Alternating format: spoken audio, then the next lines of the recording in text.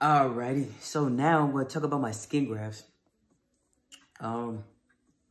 Obviously you can't see this one now. It's wrapped up. I just got out of the shower and everything, so I have to, I do it after I get out of the shower. I leave my old gauze on, so it gets wet and everything. I'm going to throw it away. You just don't want to get the site wet.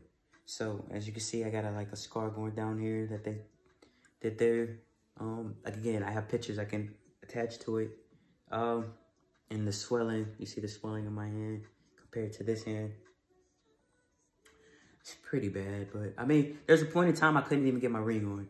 So, as you can see, I can do that. So, it went down some, but it's still way puffier than I like it to be because my wife compares it to a toddler's hand. It looks like a chubby toddler. But my leg, I could show you my leg a little bit. Well, I really don't want to move too much.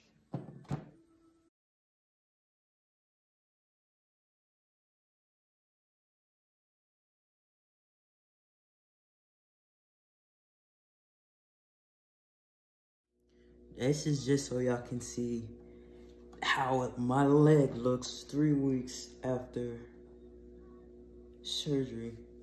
And it goes up a little further. I can't really lift my shorts all the way up. But that's just it right there. There's really nothing else to it. They took the skin from my leg to recover my arm because they use my arm as my donor site. So I thought it would be more of an indent in my leg, but it's not because, like I said, it was just the skin to cover my arm up and just need a thin layer. Now with that, when I change my dressing and everything, I do notice that my skin sometimes peels up, and that bothers me because the more it does that and I try to put it back in place, it makes me feel like it's gonna make it more wrinkled than I want it to be as smooth as possible. So that does kind of bother me, but I have staples in my arm right now. I had more, but they took them off my last post-op appointment. Because as you can see, like with this arm, I can move whatever way, no restrictions. Now with this arm, I mean, that's pretty much, I do exercises like you're supposed to, I can't really go back much and side to side. And you're supposed to do like, it's this weird word for it, but I call it the Beyonce because there's just, if you like it, you should have put a ring on it. That's what I call it. And you're supposed to be able to do that. I've been able to do this because I've been doing it literally since I got out of surgery. Once I woke up and realized where I was at, I started moving my hand like this and moving my fingers like this to make sure that I can move them. But this stuff is the hard stuff for me to be able to. Plus, I also got this kind of tight. Not tight, but it's wrapped up pretty good to where I can't bend it that back anyway. So maybe not put your dressing up so high. Maybe put it lower. But this is actually further back, the furthest back that I've been able to go. So, what else? Week 1. Oh, at my first post-op appointment, he just Dr. Santucci just looked at my my penis, my balls and everything. He always talks about how well I'm healing, how nice I'm recovering fast, and the fact that my my sutures and stuff are like dissolving fast and stuff like that. So, he's actually, I don't want to be like, oh, I'm the shit, because that's not what this is about at all. It's just, that's the way my body heals. Same way with how I was with my top surgery and everything. I was doing stuff I wasn't supposed to be doing because I'm hard-headed, like I told you before. But I'm not a drinker, a smoker, and I don't do drugs. So I think that has a lot to do with it. I wouldn't say that I drink an immense amount of water. I just drink water. I drink when I'm thirsty, so I think that has a lot to do with it. I think I'm fairly healthy. Like, I'm not. What else did he do at my appointment? They showed me how to wrap my arm for my first time at my appointment. They took that, I told you I had a vacuum on my arm. They took all of that off. I had to send the machine back through the mail. They give you all of that when you receive it, so you don't have to worry about it. You don't have to pay for it or anything. You just send it back. I had to take it to the UPS store and send it back. You want to keep as much gauze as much as possible because you're going to be draining a lot, and you don't want skin on skin contact as much as possible because the more your skin is touching, the longer it takes to heal because it's always going to be moist and you want to keep it dry. So you put, for up until the first week, I was putting ointment around all my sutures down there, putting ointment and sticking gauze in between my balls and my penis and even my balls and my leg because I got thighs. So it gets sweaty and you don't want to keep it, like I said, you don't want it to be moist. Then after my first appointment, Dr. Santucci told me to stop putting ointment on my area and just keep it dry.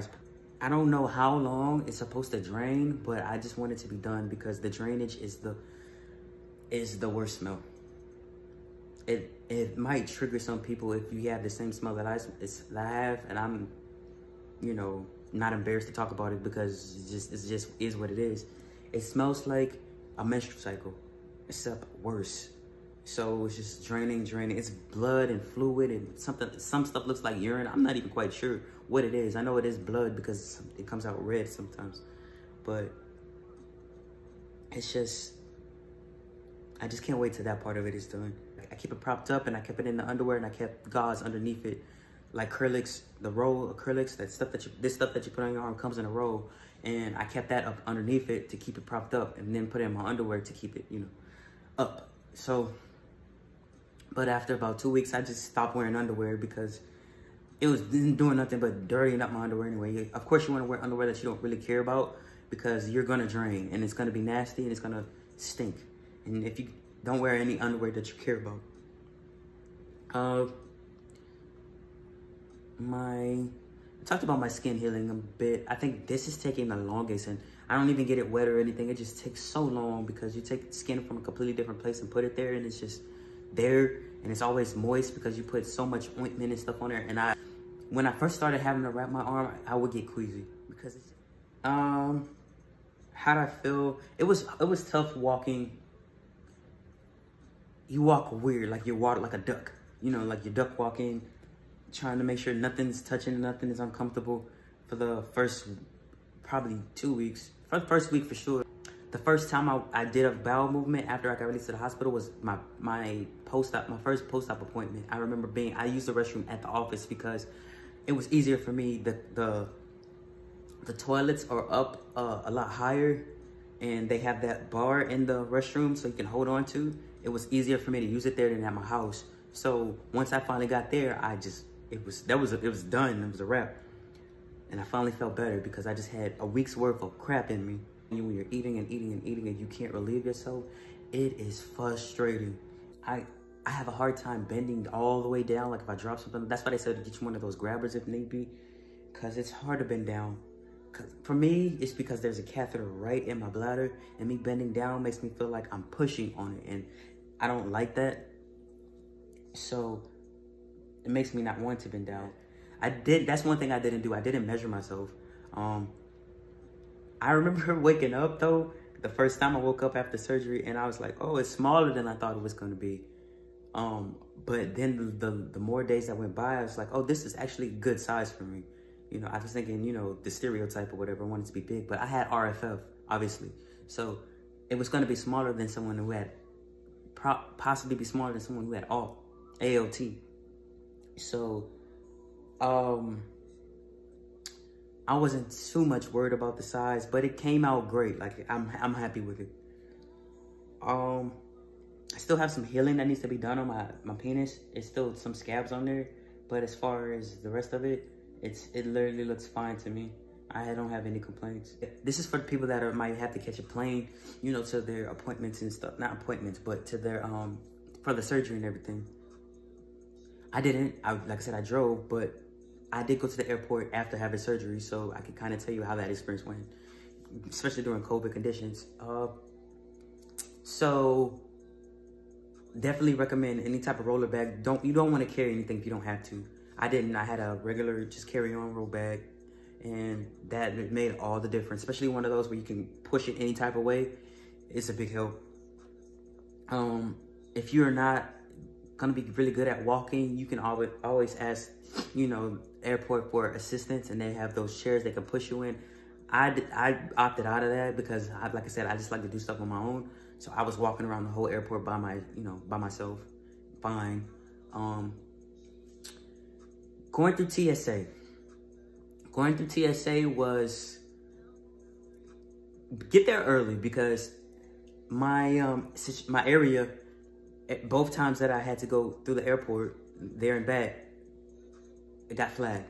And so they just asked me, you know, is there anything on your body or whatever? Do you have anything in your pockets? You know, I mean, like, I empty my pockets and everything. I just let them know I have a catheter, because that's a foreign object there. And, you know, I didn't mention nothing about no surgery or nothing like that. They don't need to know that. But I had a catheter on, and then they're like, okay, I'm gonna have to pat you down. Is there anything I should be aware of? And is there anywhere that I can't touch? So it definitely will set the machine off. And they were asking me, can you lift your arm all the way up? You know, there was a time where I probably couldn't, but you know, you have to put your arms up, spread your legs and put your arms up, and then the thing scans around you. But it wasn't but like I said, I went through COVID, so it wasn't like there was long lines or anything like that. But I do suggest that if you're traveling, get there early, just in case. Because he was telling me he had to pull me off to the side. I guess he was going to try to take me to another room or whatever, but he ended up just checking me right there. And I actually showed him, because I had shorts on. So I actually showed him my catheter. I think that's what stopped me from having to go to another room and be searched. It kind of sucks if you're one of those people that you don't really want to go through that, but it's really, to me, it wasn't that bad. I think that's going to really be all for this video, unless I think of something else to talk about, because I pretty much talked about everything that I've been through and everything that I've done.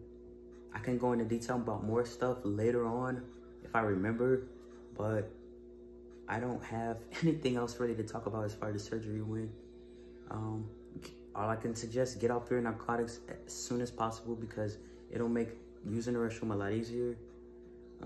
Take Tylenol or ibuprofen whenever you can instead. And it will get better. I remember being that first week, it was rough, but it will get better to the point where now I don't need help doing anything. I can use some help, but I don't need help. So just stay positive, have a great outlook on everything, know that it will get better. And if you have complications and things like that, just stay strong as much as possible. Do things that make you happy, that you are allowed to do.